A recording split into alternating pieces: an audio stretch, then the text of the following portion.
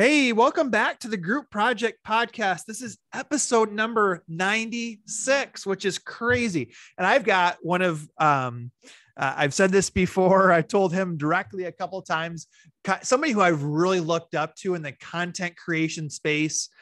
His name is Trevor Ragan. You've probably heard of him. He's had a huge following here in Iowa. I literally just left my curriculum director's office about 10 minutes ago. And she said, "Hey, where are you going?" I said, "I'm going to do a podcast." And she said, "Who are you talking to?" And I was like, "Guy named Trevor Ragan. Do you know Trevor?" And she's like, "Oh my God, I love Trevor. We've never talked about you before. I'm not just saying this, Trevor. So you do have a big following. I'm not making that up." So Trevor is the founder of Train Ugly and the Learning Lab. The Learner Lab, correct? Yep. Content creator, workshop facilitator, honestly, a jack of all trades. But we're here to talk about his new book. He has a new book that he has released to his on social media, to his followers on his newsletter. So Trevor, I'm talking a lot here. Welcome to the show, man. Appreciate you coming on. It's good to be back. I'm excited. It's nuts how many episodes you've done. And I think it's only been a little more than a year since I was on the first time, and you're cranking them out, man. It's really, really fun to watch. Having a lot of fun, meeting a lot of people, learning a lot, which is what this book is about. If you want, so this is going to be focused on Trevor's book. If you want kind of the all-encompassing Trevor, where you get to know him a lot more, go back, listen to episode number 29. That's where we first talked to Trevor and kind of just dove deep on a lot of the topics he talks about. But Trevor, today we're going to talk about your new book. And I have listened to most of it. It's really, really good. It's called Learner, the audiobook.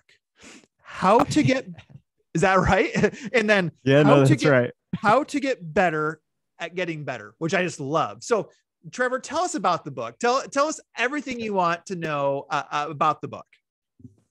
Sure. So it's like the book without a book. So I started writing this book in 2016, and it's gone through a lot of iterations and like a lot of trial and error and experimentation. And I'd say over the last year or so, I felt really good with where it's at. Like really, really good about the content, the flow, how the topics play off one another, and the bigger story we're trying to tell. And so I decided to run an experiment, and I was like, okay, I think it'd be fun to make this an audiobook. I get a lot of reps speaking in front of groups. I've developed the skill of being good at explaining this stuff live because I've done it so much. And so I wanted to do an audiobook, but then I was like, how do I actually open this up to even more people? And that's where we came up with, we're calling it, it's the super cheesy name, but the Podio book. And so it's an audiobook released on our podcast platforms. And so the benefit of that is we can release like chapter dumps at a time, like 4 chapters at a time. Anyone can access it for free anytime. And it's just been a cool way for us to share this content with like way more people than if I just maybe wrote a normal book. And then I think the other benefit we're starting to see is the audiobook or the Podio book format is super easy to share. So I know it's like holiday season, and a lot of times we'll buy books for people, but that could get expensive. This way, people just are sending people links. It's like, hey, here's a cool book. Here's a link. It's free. And you can send that out so many times. And so this format seems to be spreading faster than maybe some of the other things I've done in my past. And it's been a fun experiment, and it's been really fun for me to like learn the production side. All of that's probably boring for the audience. The book is about learning. It's basically like the culmination of my last 10 years of studying learning. And it's what I think to be like the 3 most fundamental things to get good at if you want to get better at learning. Here are the fundamental things to get good at, and those tools will help you on a learning journey, whatever that journey may be, whatever skill you're trying to build, whatever you're trying to chase. So I love this idea of you saying, I've spent the last 10 years researching this, guys. I've researched it. I've written about it. I've spoke about it. And now I'm giving you like the best of everything in this condensed format, which is really, really cool. Who's when you think of an audience for your book, and maybe that's hard to say, but who is your target audience? That's tough. And it's good to have like a small niche that you focus on. But for a topic like learning, it's pretty broad. And like, there's people that are like, yeah, I've been playing my episode or sharing your episodes and chapters with my 8th grade basketball team before practice. And then there's a lot of like professional sports teams that are like, we love the episodes, keep them coming. And so like, there's just a huge range of people that are responding to it. I'd say my target is always going to be like the world of education, but then it spills out into sports and the corporate world. So it's kind of like there's little pockets everywhere of people sharing this and consuming it, and I think really liking it. Okay.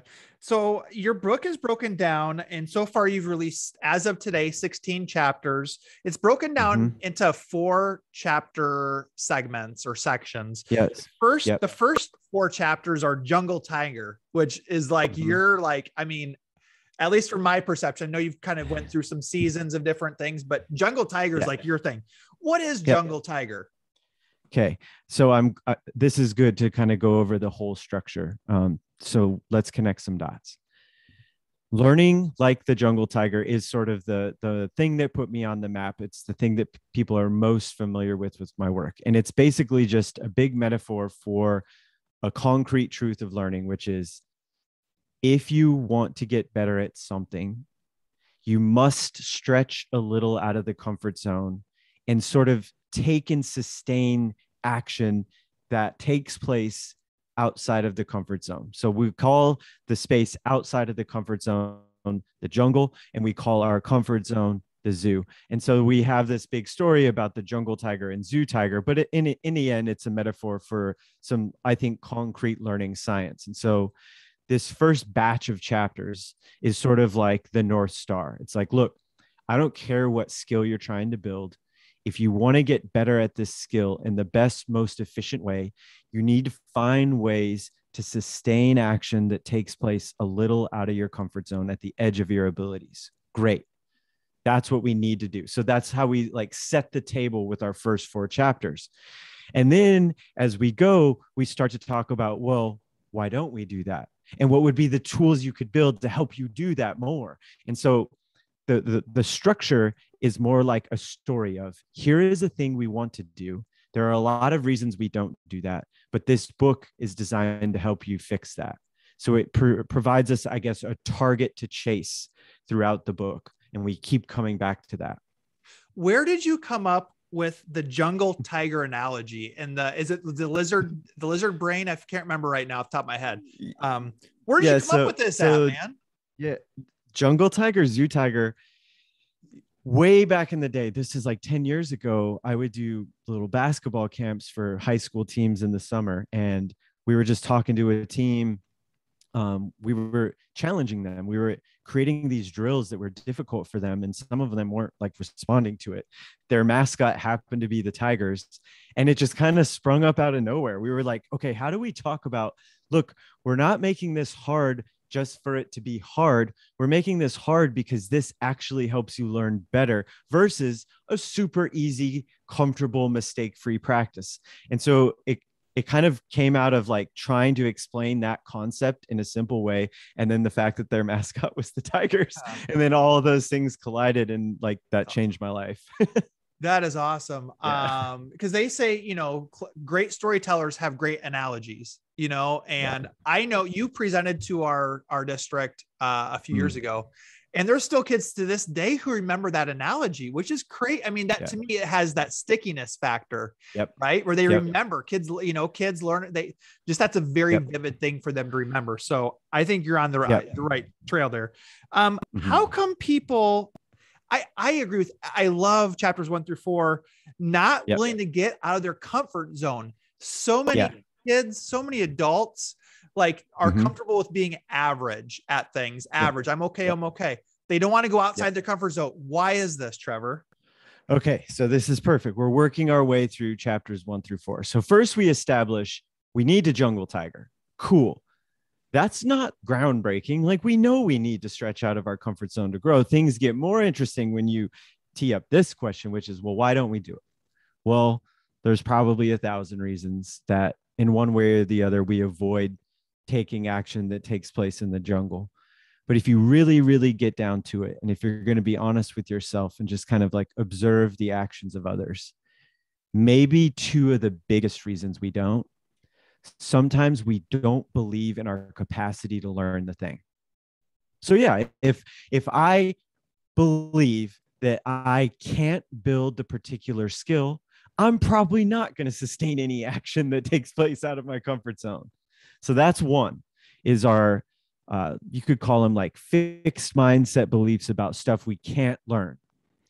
The other big one, perhaps the most common, is something related to fear. It's like, look, I don't like the feeling of being stretched out of my comfort zone. I don't like the discomfort that comes with making mistakes and struggling. And so if you get down to it, it's those limiting beliefs and it's fear. Those are two, I think, big reasons we avoid spending time in the jungle. And I'll be clear, they're not the only ones, but they're universal ones. Like, everyone has those things. There are two obstacles that we all have to deal with.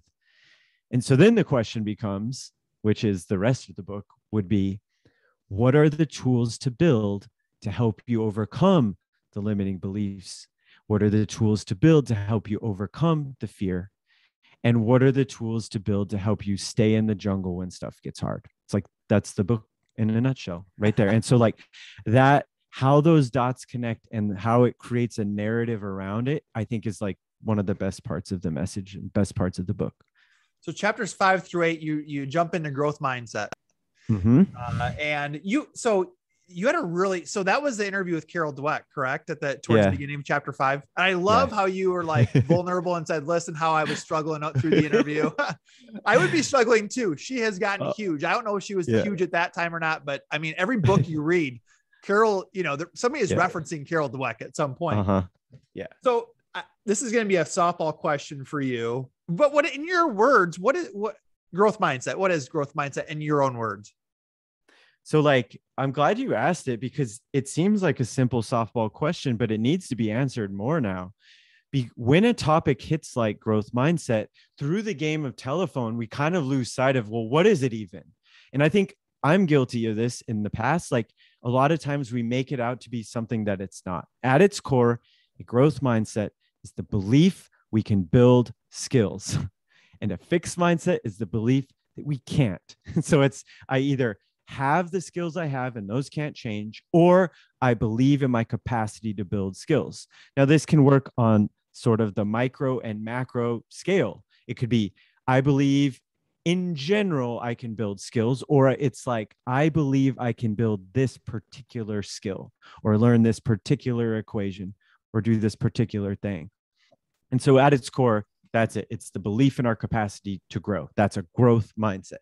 Now, that can affect our behaviors in a lot of different ways, but at its core, the mindset research is about our beliefs and our capacity to learn. So you did a great job of laying the groundwork there. You mentioned you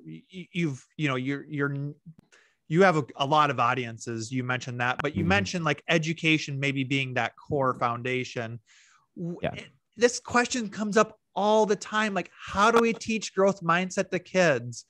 I may have asked you this on episode 29. I can't remember, but where do schools start? It seems like an overwhelming thought to have this, to teach this mindset. So any ideas for us, Trevor? We're struggling with this.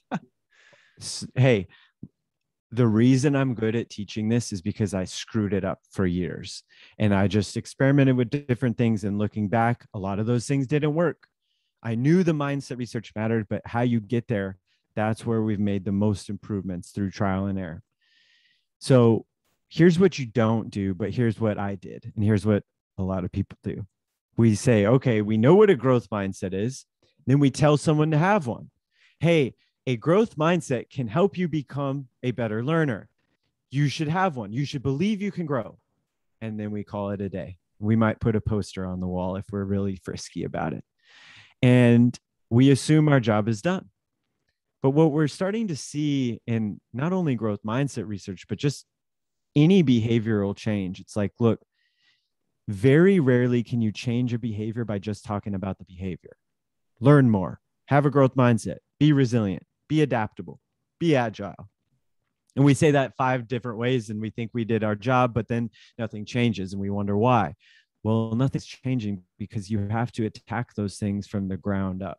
You need to talk about like, okay, how or why should I believe in my capacity to grow? And so in this bunch of chapters, that's our attempts. We say, okay, there's a few things you could do.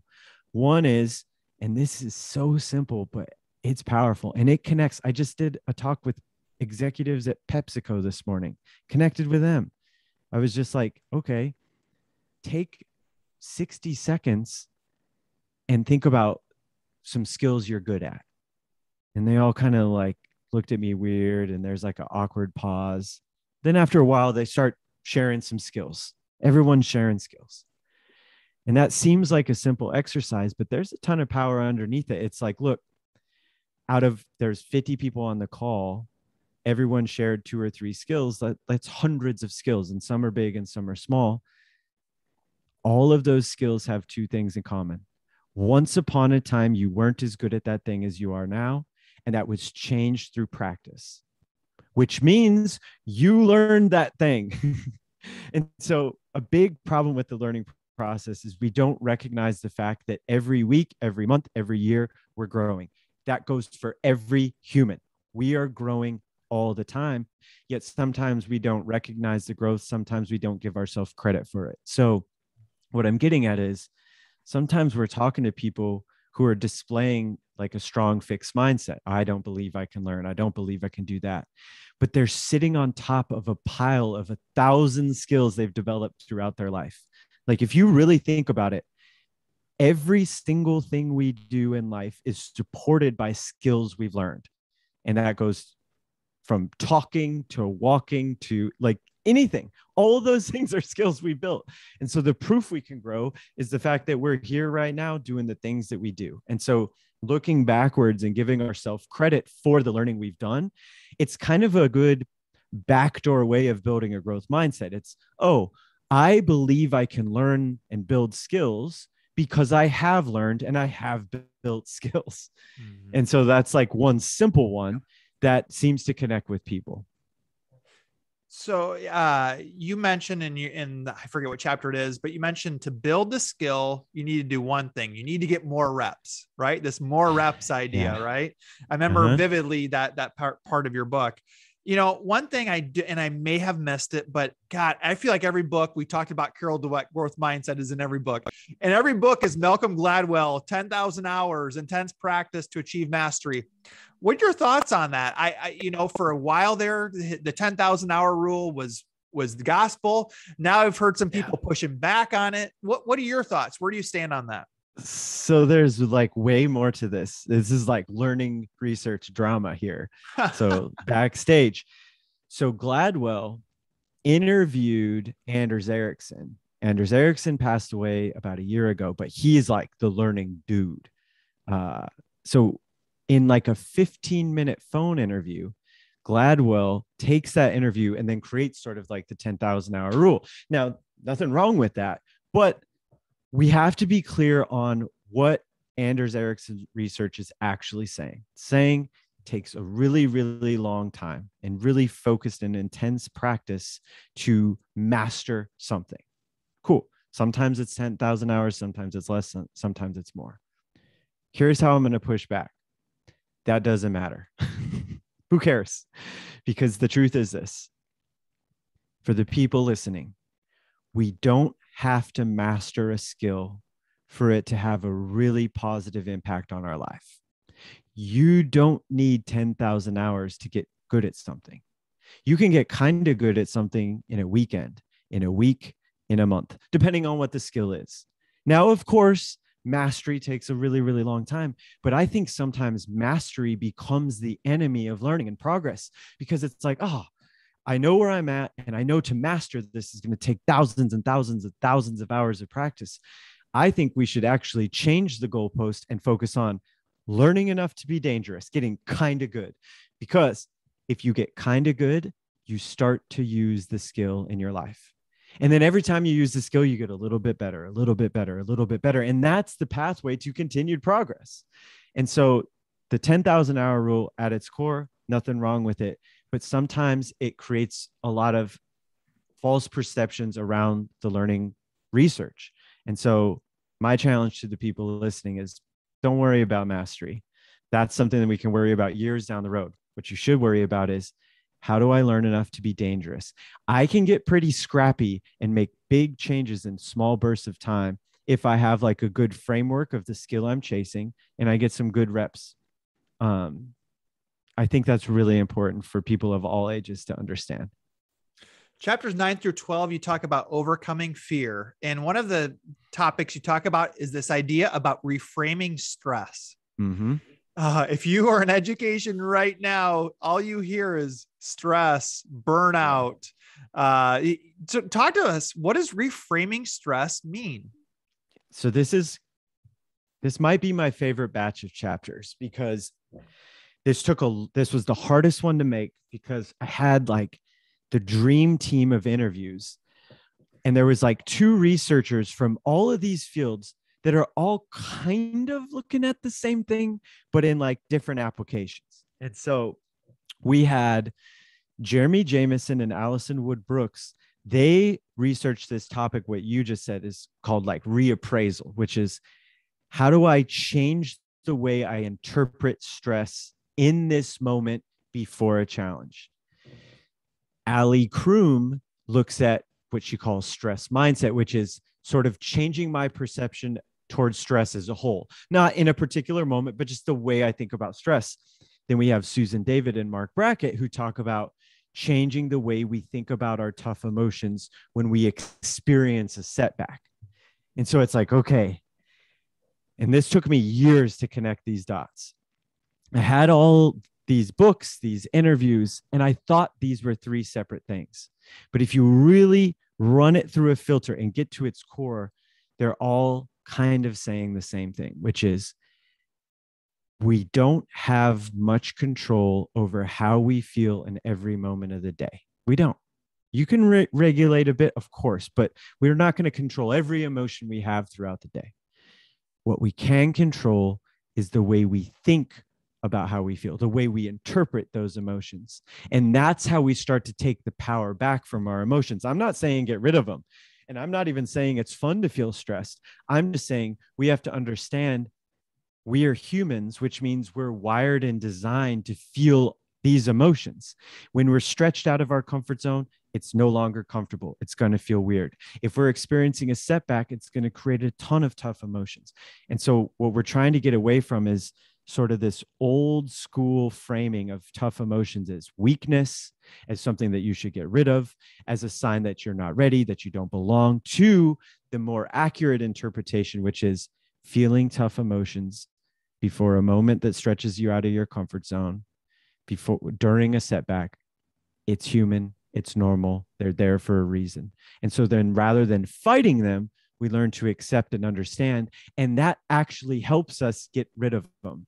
And so the easiest example of this that I have is, look, when I first started doing workshops, I was so nervous before every workshop, like every single one.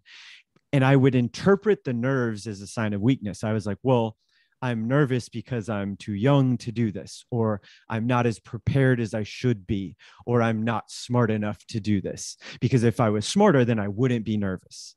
And all of those sort of interpretations of the stress kind of make sense. Mm-hmm. After learning about this stuff, I'll be honest, I've done thousands of workshops now.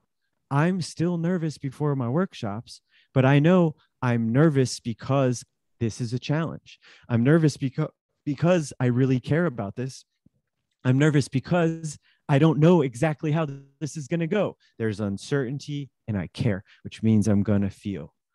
And now, because I understand that's okay, I can turn my attention to the task rather than fighting my tough emotions and shaming myself for feeling them. And so that, in a nutshell, is this idea of not creating like a positive spin on our emotions, or it's fun to feel afraid. No, It's okay to feel these tough emotions. And that flip seems simple, but that's a very, very important tool if we're talking about learning, but life. So then go back to Jungle Tiger. I get out of my comfort zone. I feel weird. Old school approaches, oh, must not be ready. New school approaches, I feel weird. That's a sign I'm in the jungle. And see, changing that interpretation might help me spend a bit more time in the jungle, because I know that's part of the price of admission I have to pay on this pursuit of growth. Love that stuff, man. That's, as you're talking, I'm thinking through all these examples in my life where I'm feeling the stress and trying to embrace it. I appreciate that example too, that you shared about the workshops, because I was going to ask you for an example. Chapter 13 through 16 are resilience now. And one of the quotes I loved was there are opportunities to grow in almost every situation. Just tell us more about this. Okay.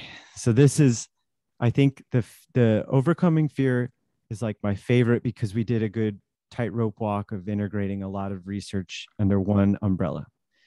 The resilience piece is also my favorite, because we made a big zag. Resilience is a hot topic right now, and a lot of people are talking about it. And I found this guy who I had never heard of. His name is George Bonanno. Ends up, he's like the world's expert in resilience research. It's just he's not out front doing podcasts, writing books. He just wrote one book, but so he's not as well known, but he's the guy.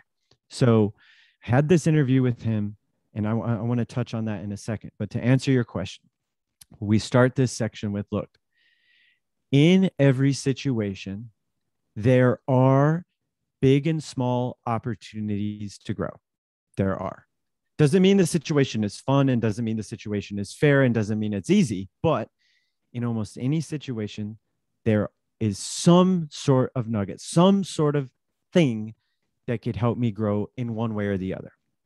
Problem is, we usually miss those opportunities for a lot of reasons. But I think two of the biggest are the mindset and fear stuff. So we're kind of integrating back in that.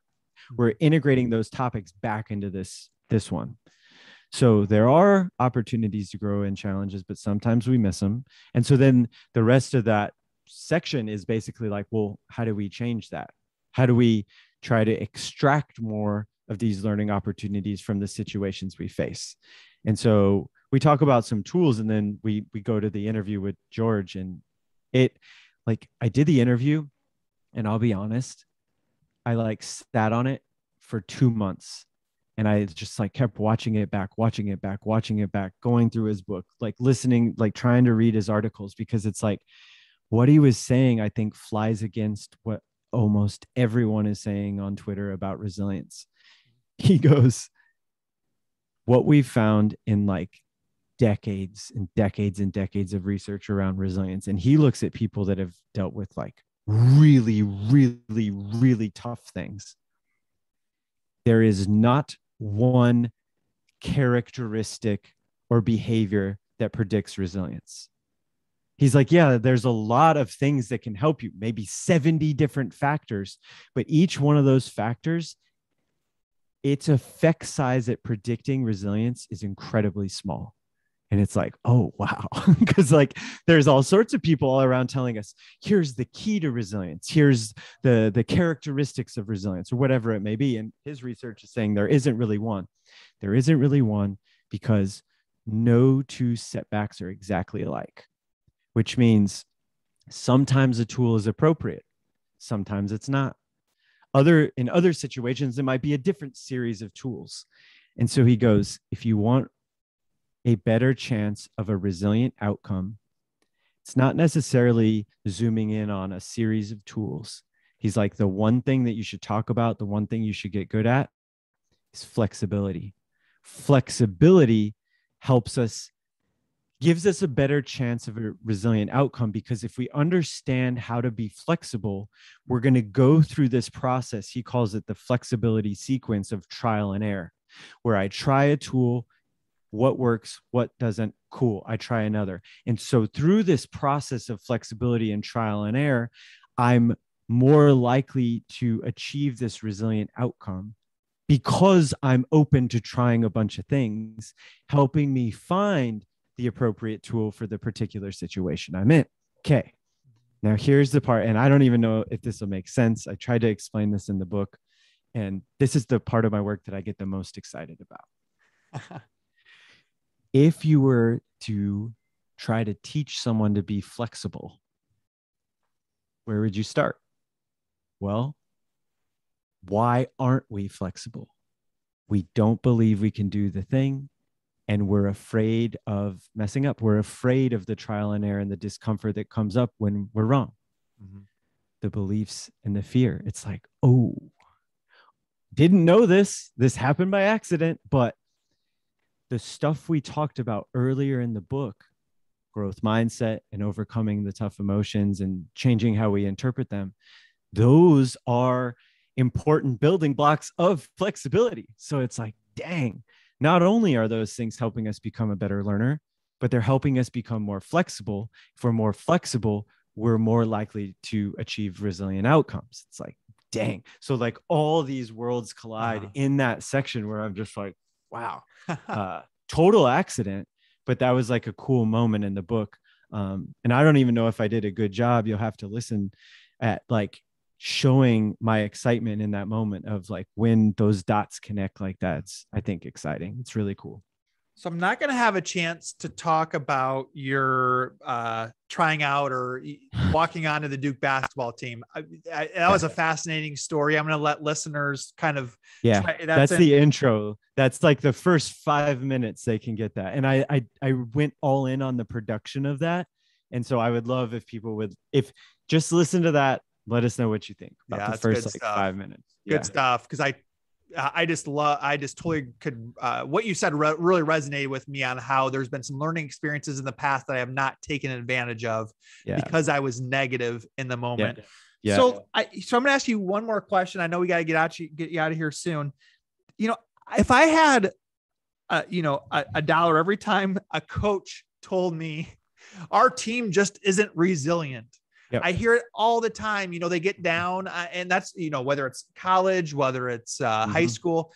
Yep. So try to give me a real world example here of, you talk about what you would do to teach resilience. You talked about that flexibility, your basketball. So let's use basketball. Like how would you try to if you were Coach K, if you're taking over for Coach K, how would you teach resilience? Okay. So first, we change how we talk about it. So as soon as I say my team is not resilient, or even my team is resilient, we're sort of mischaracterizing the research. It's as soon as I say you're not resilient, I'm treating it as this static trait that you either have or you don't. It's not true. It's like, look, every time something happens is a new ball game. And so like every time we're trying to achieve a resilient outcome, and just because we didn't once doesn't mean we're going to do it again. And just because we didn't do it once doesn't mean we can't do it again. So it's like, we change the conversation there. There are things we can do to help ourselves achieve this. Doesn't mean it's going to happen every time. And then I would start to change the conversation and talk about, look, during a losing streak or a tough loss or a slump, there's going to be a lot of like tough emotions involved in that. And so then now I'm going to have a conversation about that middle bunch of chapters about changing the way we interpret those tough emotions. I think that's going to be really, really important. I think we should absolutely have a conversation about growth mindset, because what we want is people to believe in their capacity to change and believe in their capacity to build skills. And with that 1-2 punch, I believe in my capacity to change and build skills. And I've changed the way I think about discomfort. With that 1-2 punch, now we're set up for more flexibility, more learning, more trial and error, which will help us achieve resilient outcomes. So now we go through a tough loss or a losing streak, whatever. We're sitting in the locker room. We acknowledge the fact that this doesn't feel good. Like, I don't even need to give them a fake pep talk of like, oh, don't worry, or just be happy, or stay positive. It's like, no matter what I say, they're going to feel like crap, because it hurts to lose and it hurts to not perform at your best. So I'm not even going to attempt to get rid of the tough emotions. If anything, I'm going to be like, yeah, this is frustrating for me too, because this is a challenge. And when we're faced with a challenge, humans are designed to feel these type of things. They're there for a reason. So our goal isn't to just get rid of them and tell people that it's like fun to feel them or whatever that may be. And then we start to talk about this through the lens of a learner, which is, all right, this thing happened. Why did it happen? What are the things that we can control that influence this particular outcome? Were we not prepared for a particular defense? Okay. Were we not like focused during the game and we were like thinking about other things? Okay. Was it a combo of those or 50 other things? What I'm trying to do is start to dissect the outcome. It wasn't just good or bad. It was like, okay, why did this thing happen? A big chunk of this is luck. And so we should explain that as well. But what we're trying to do is get to actual fixable things, concrete things where it's like, okay, we weren't prepared for a particular defense. How can we fix that? Well, that it might be on me as the coach of like, okay, I need to help them understand the different looks and different sets and different ways to detect what the defense is and give them more time and practice dealing with that. So I'm using this outcome to inform my process of what we can focus on for the week. And so we kind of call that process learning like a scientist. It's the same as the flexibility sequence, which is we did this experiment and for one reason or the other, it didn't work. Cool. What can we learn from it? What can we fix before the next experiment? Does that guarantee the next experiment is success? No. But in going through that iterative process of I try, I learn, I fix, I try. I don't know how many loops we got to go through, but in going through that loop, we're going to set ourselves up on a path to deal with this losing streak or tough loss, whatever, in a better way. That's flexibility at play, leading me on this journey to hopefully get better at the things that will help me achieve the outcomes I'm chasing. Okay. Hey, Duke, Coach K, give this guy a call here. I know you've got a succession plan, but give this guy a call here if you want to make a change for next year. So yeah, that's my locker room speech. Hey, all right, man, we got to get you out of here. You know, yep. A couple of things. You've mentioned it a couple. Where's the easiest place for people to go and download your book? Go to thelearnerlab.com. At the first thing you see is a place where you can just pop your email in, and within 5 seconds, we'll email you a link to the audiobook. It's all free. It's all there. You can listen to 1 through 16. We have 3 more chapters and that's it. We're done. So like in the next couple of weeks, we're going to do another drop of the last chapters. And after that, it's there and it's living and breathing, and you can access it anytime you want for free. So go to thelearnerlab.com. Awesome, man. And last question here. Okay, once this is done, what is next on the Trevor Ragan? I mean, you're always got new ideas coming, man. Is there anything big in the works you can give us another little okay, you're not, yeah, go ahead, man. Yeah. Share it. Yeah. So next phase, I'm going to go all in on psychological safety, which is, okay, the last 8 years were mostly individual stuff. Now I'm curious about groups, leadership, the environment that we create as leaders. And I'm going to go really, really deep into psychological safety. We've been talking about it in our workshops, but I haven't created enough content for the masses. And so that's my next thing. Bunch of videos, some podcasts, and some articles. Awesome, man. Hey, Trevor, thank you so much. Always fun to chat with you. Check out the Podio book. Am I saying that right? How to Get Better at Getting Better. It's a fun listen. He wasn't messing when he said it's a production. I'm telling you, this is a production. It's got interview clips. It's got some funny sound bites. It's just a fun, entertaining thing for a car ride, for a workout, for while you're doing the dishes, whatever it might be. So check it out. Trevor, I got to let you go, man. Thank you so much. Keep pumping out You're the the good work, best. man. We really appreciate it. Same to you. Keep it going, man. It's so fun to watch this mission that you're on, and anything I can do to help, just let me know. All right, man. Sounds good. Later. See ya.